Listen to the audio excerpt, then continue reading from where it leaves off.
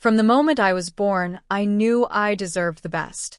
In my modest adoptive family, they called it princess syndrome. My adoptive mother saved for months to buy a silk blouse, then locked it away. I would sneak it under my school uniform.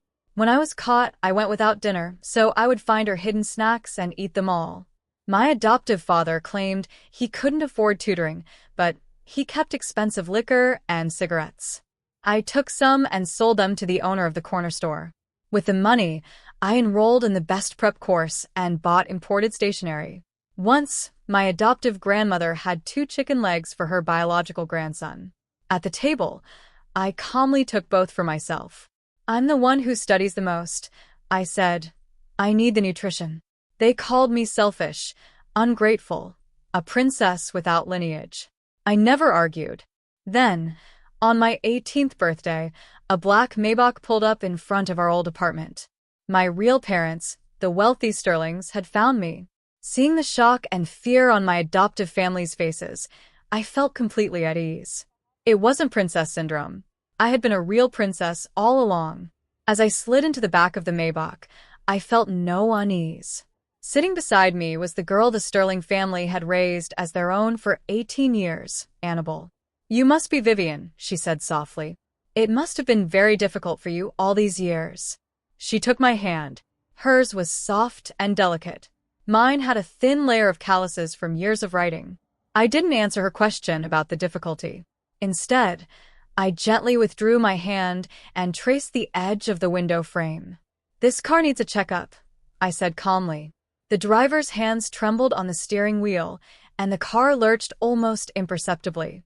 My mother, Eleanor, turned from the front seat to stare at me, her eyes wide with surprise. Annabelle's smile froze. "What did you say, Vivian?"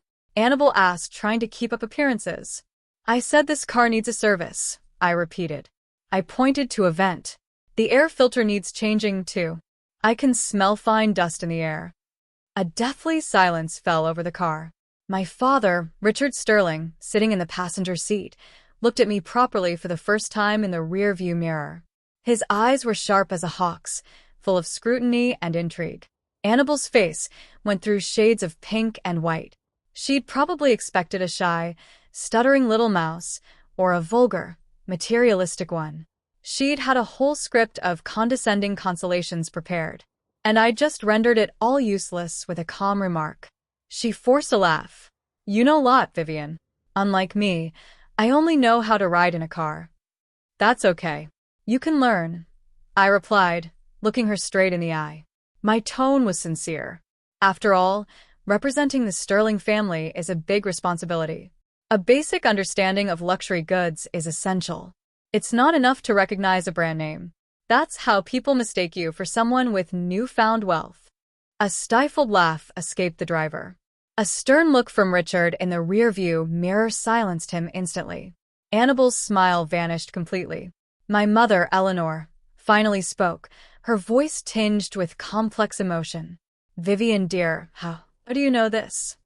"Books and observation are free, Mother," I replied with the same composure, settling back into the leather seat.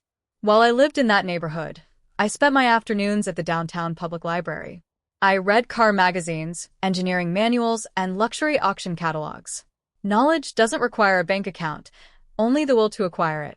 I knew that one day I would be somewhere where this information would be my daily bread. I wasn't going to let my surroundings limit my mind.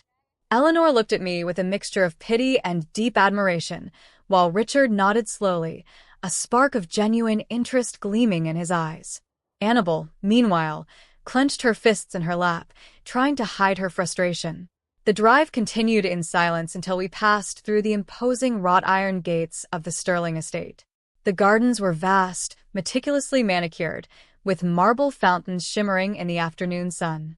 The Maybach pulled up in front of the steps of a Georgian-style mansion.